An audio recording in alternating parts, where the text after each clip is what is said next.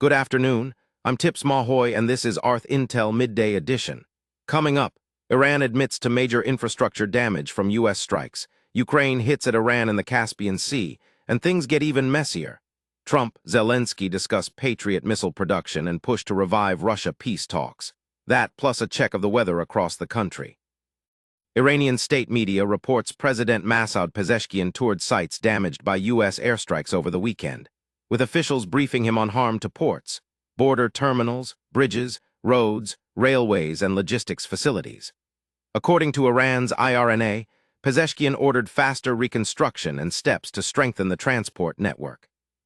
Pezeshkian and other Iranian officials maintain it was the United States that violated the ceasefire memorandum from June, while Secretary of State Marco Rubio has said the agreement did not permit Iran's attacks on commercial shipping in the Strait of Hormuz.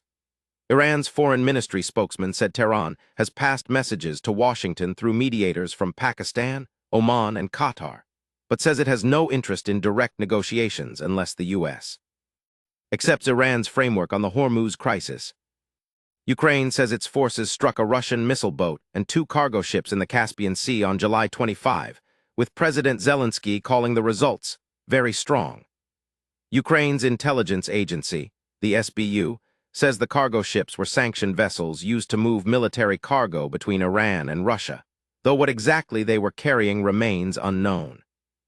Iran reacted angrily, saying 1 sailor was killed, summoning Ukraine's top diplomat in Tehran, and with Foreign Minister Abbas Araghchi calling the strike a blatant United Nations Charter violation. Experts say Iran has limited ability to retaliate directly against Ukraine, with one analyst suggesting any response would likely be indirect, such as cyber operations or support for Russia. Ukrainian President Volodymyr Zelensky says he held a good meeting with President Trump at the White House Tuesday, with talks lasting just over an hour. According to Zelensky, the two discussed licensing production of Patriot air defense interceptors and ways to reinvigorate diplomatic efforts to end the war with Russia. The meeting came as the UN reports last month was the deadliest for Ukrainian civilians since April 2022, and as Kremlin spokesman Dmitry Peskov denied that ceasefire negotiations were underway. Zelensky was also expected to address U.S. senators ahead of a vote on a bipartisan Russia sanctions bill backed by 62 co-sponsors. ArthIntel Headline News is brought to you in part by Toolbox Development, AI web development and marketing. Learn more at toolboxdevelopment.net. We'll be right back. The Senate has once again pushed back action on the Clarity Act, the crypto industry's long-awaited market structure bill, as Republican leaders turn their attention to Trump administration nominees and a Russia sanctions measure. Majority Leader John Thune filed cloture on the nominees' package instead, leaving little time for the crypto bill before the August 8th recess. The delay comes amid continued disputes over ethics provisions, with New York Attorney General Letitia James urging Congress to reject the bill, arguing it would weaken state and local authorities' ability to pursue crypto fraud, while several Democratic senators want state prosecutors to retain enforcement power. Despite backing from firms including Charles Schwab, BlackRock, Fidelity, Goldman Sachs, and Grayscale, market observers now estimate the bill's chances of passing in 2026 at below 38%. Prolife advocate Paul Vaughn, a father of 11, has reached a 7-figure settlement with the Justice Department, according to Fox News.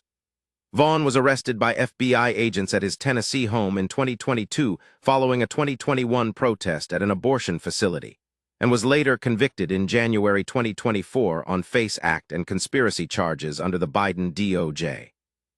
Vaughn told Fox News Digital the settlement brings closure after what he called the egregious deeds of the Biden DOJ, though he said, money doesn't equate justice. The Thomas More Society, which supported Vaughn's case, says he and 5 co-defendants were prosecuted for participating in what they describe as a peaceful gathering outside the abortion business. Kentucky Governor Andy Beshear is calling on Senator Mitch McConnell to either address constituents publicly or step down from his seat. In a letter sent Monday, first reported by Axios, Beshear said the speculation surrounding McConnell's absence could be avoided with the minimal amount of transparency. Aside from hospital photos released by his office, McConnell has not appeared in public for more than 40 days. Beshear also sent a copy of the letter to Senate Majority Leader John Thune, having previously urged Thune to look into McConnell's ability to serve. McConnell is set to retire when his term ends in January 2027. New court filings from the ACLU and public counsel allege that immigration agents in Los Angeles used racial slurs, including tonk and wet, to describe Latinos during raids last summer, according to body camera footage and text messages cited in the filing. The groups are asking a federal judge to block what they call an ongoing campaign of suspicionless and discriminatory stops in the Central District of California. An ACLU attorney says the language shows immigration operations are being driven by racist sentiment, while attorneys allege agents shifted to mass, demographic-based stops after an ICE email last May instructed field offices to begin arresting non-targets. The Department of Homeland Security did not immediately respond to a request for comment. ArthIntel Headline News is brought to you in part by Toolbox Development, AI Web Development and Marketing. Learn more at toolboxdevelopment.net. We'll be right back. U.S. consumer sentiment jumped to a 5-month high in early July, boosted by falling gasoline prices. The University of Michigan's preliminary sentiment index rose to 54.4 this month, up from 49.5 in June. That reading beat every estimate in a Bloomberg survey of economists. A new Ethereum-linked startup called ArthSystems says the key to getting banks onto public blockchains is privacy. The company plans to advise institutions on privacy architecture, build custom infrastructure, and publish open-source research, while working alongside, not against, existing privacy projects. According to co-founder Jalil, ArthSystems emerged from the Ethereum Foundation's restructuring, distinct from sister organizations ETH and Ethereum Institutional, and went for profit after institutions repeatedly asked to pay for proof of concepts the team couldn't previously offer commercially. ArthIntel Headline News is brought to you in part by Toolbox Development, AI Web Development and Marketing. Learn more at toolboxdevelopment.net. We'll be right back. New details tonight on the car crash that injured 49ers head coach Kyle Shanahan. According to California Highway Patrol crash records, Shanahan was not at fault for the July 14th accident in Palo Alto. The report finds a 21-year-old woman driving a Mercedes SUV made an unsafe turn into his path. Neither driver was cited, and the report says neither had been drinking, though it does note Shanahan was holding and using a cell phone at the time. Sources tell ESPN Shanahan suffered a concussion, a broken hand, broken ribs, a broken nose, and 40 stitches, and he's been limited at training camp while his injuries heal. The Buffalo Bills are getting roasted online over their brand-new Nickel City alternate uniform.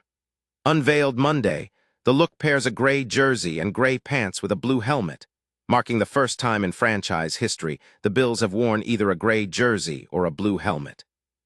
Fans flooded social media with criticism, comparing the design to Arena League gear and Power Ranger helmets, while CBS Sports gave the uniform a C+, saying the combination of colors amounted to one bad fashion decision after another.